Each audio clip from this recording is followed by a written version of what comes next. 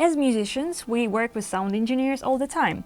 At the concerts, in studios, on the radio, at rehearsals. But do we really know how to make our communication comfortable and efficient for both sides? Do we need to know special terms and learn technical vocabulary before speaking to the engineer? Are there any tips that might improve our interaction with the sound engineers? This is a vlog, Do You Speak Music? About management and marketing in music, where we, Nastya, And Ira.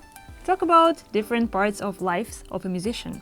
Our goal is to improve the quality of your music life and bring you from where you are to where you want to be.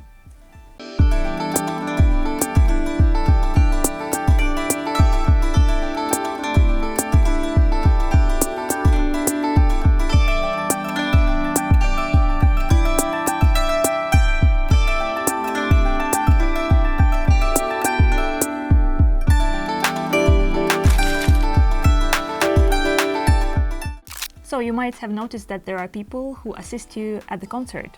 The person behind the desk who leads the sound check, The people on the stage who plug everything in. sometimes the odd person on the stage behind another desk. Who are all those people and what are their roles? So many questions.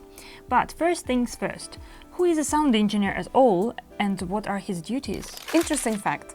An audio engineer, also known as a sound engineer, helps to produce a recording or a live performance, balancing and adjusting sound sources using equalization and audio effects, mixing and reproduction of sound. If the venue is small, there might be only one person who sets everything up and does the sound check. However, if the venue is bigger or you are at the festival, there will be different people conducting different roles. There are terms like stagehands, stageman, sound crew chief. However, you'll interact the most with front of house engineer, monitor engineer, and sound technicians. FOH, front of house engineer, focuses on the mixing audio for the audience and most often operates from the middle of the audience. Sound technician has a role to assemble, operate, and maintain the technical equipment used to amplify, enhance, mix, or reproduce sound.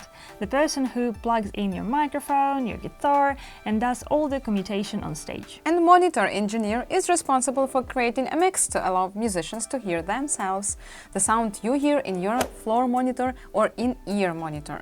Interesting fact. Monitors are intended to produce the audio recording exactly as intended, without any kind of coloration to the sound. Speakers are mainly intended to play back the recording in a pleasing way and are used more for personal listening and concerts. Yeah, the main purpose of the monitor is to hear yourself clear on stage. And speakers are for the audience to enjoy your performance, where sound is enhanced and enriched with the sound effects. Okay, so now we know the roles. Let's discuss some situations that might happen at the soundcheck. How do we solve them and who do we talk to? Soundcheck is that part of your music life where you really can face challenges and need to resolve them quickly. For example, regarding the monitor mix preference, you can say to the monitor engineer, "Can I please have piano, guitar, a bit of drums and a lot of vocals in my monitor?" If you don't know where to plug in your bass guitar, you can ask a sound technician, "I'm sorry, which DI box do I use to plug my bass guitar in?" If you are playing an instrument and using a condenser microphone that needs power, you can ask a front of house engineer, "Can you please turn on phantom power for my violin or bandura mic?" Interesting fact, a dynamic microphone is better for capturing loud, strong sounds, drums or loud vocals, particularly in a live setting. A condenser microphone is used to capture more delicate sounds and higher frequencies, so studio vocals, for example, particularly in a studio setting. A dynamic microphone also doesn't require power, whereas a condenser microphone does. If you play a lot of sounds and effects on your keyboard or guitar, you can ask a front of house engineer, "Can I please play bits of different sounds where I use different instruments or effects?" This helps the engineer to adjust the gain level and equalization of all the different sounds you are going to play. If you had curious situations at soundcheck, please let us know in the comment section below. We'd love to hear from you, honestly. Also, a few tips to make your soundcheck and performance experience better. With experience, you'll have preferences for your sound during your performance.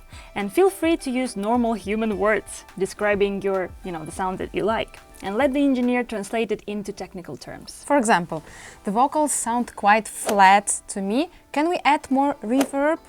Yeah, or I'd like my kick to be a bit more boomy. I prefer the cleaner sound of my bandura. Or, I'm sorry, the bass sounds muddy to me. Can we do something about it, please? I would like my vocals warmer and brighter. For now it sounds a bit harsh to me. Can I have the sound of my keyboard deeper, please? A good sound engineer will never expect a musician to learn the technical vocabulary before coming to the gig, actually. Yeah. Once the sound check is over, don't adjust the volume of your instrument. If you don't hear yourself, ask a monitor engineer to turn you up in your monitor. That's true. When you turn up your amplifier or keyboard, not only you hear it louder, but it influences the overall mix of the audience. And an interesting tip for vocalists. If you are performing and suddenly hear feedback from your mic, first reaction is to move away from the mic. But actually, if you move closer instead, it will help the sound engineer to decrease gain and get rid of the feedback. Weird and counterintuitive, but it works. Also, if you don't have your own engineer yet, give the venue engineer time to adjust all your gains and balances before asking to send the signal into your monitors to hear it. Be patient. On that note, consider hiring a sound engineer that will travel with you, as this will ensure less stress during sound check and a better sound during performance.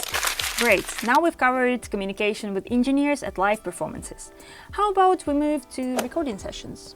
Yeah, good idea, as there are totally different roles in that area.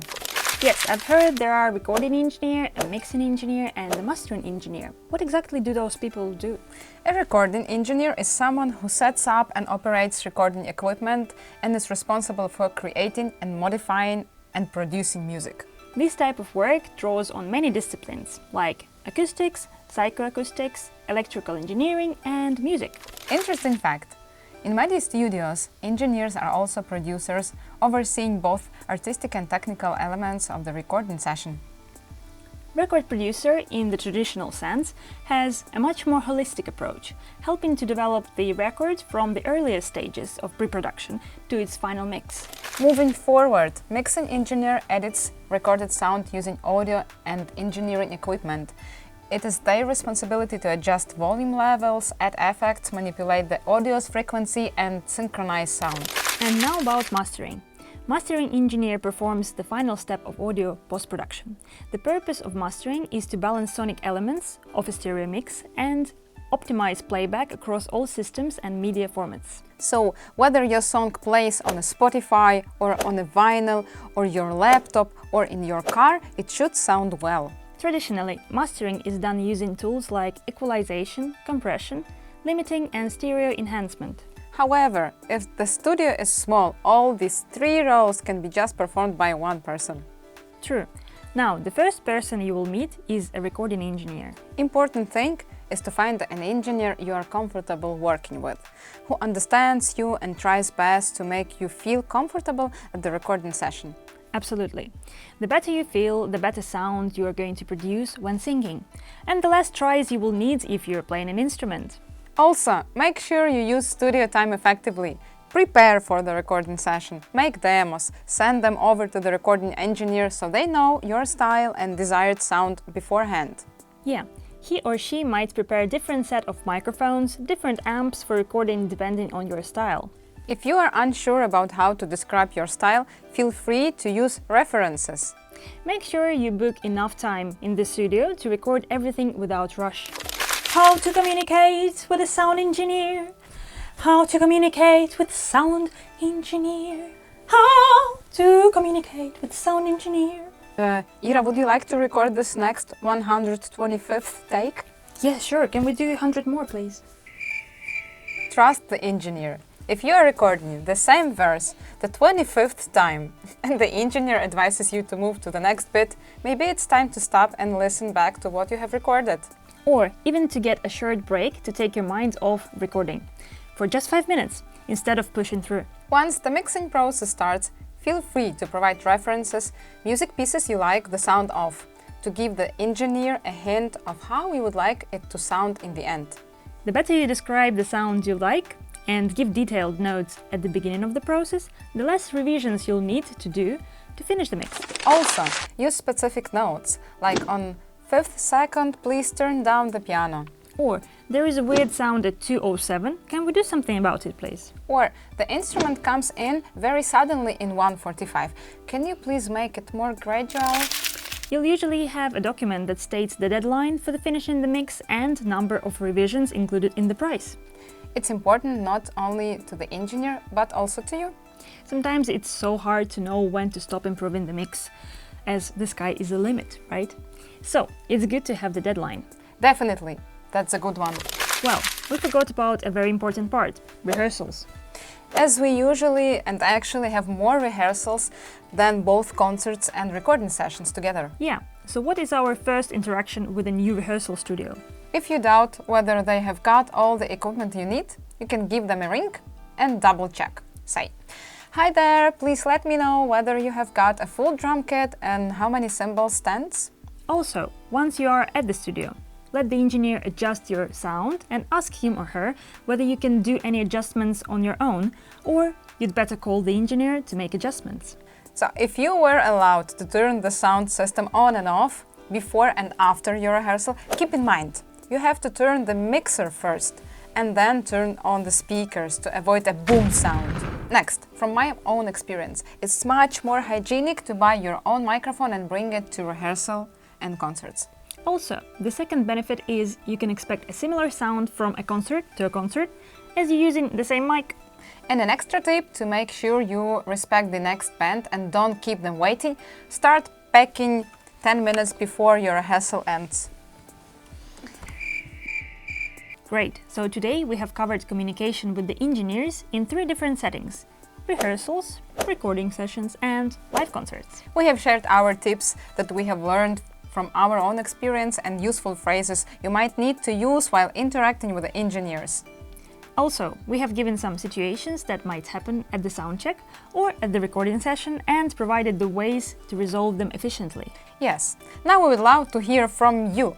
What peculiar situations have you had while communicating with the engineers?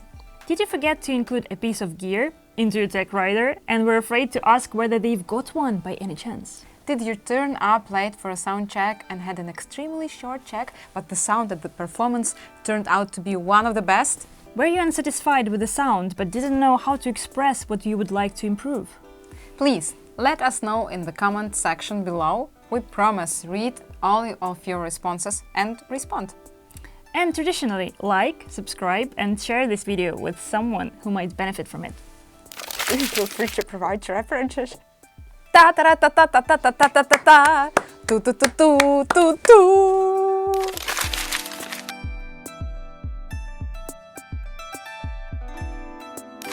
We have planned and produced 15 videos of the vlog Do You Speak Music? And if you would like us to continue the vlog, please become our patron on Patreon.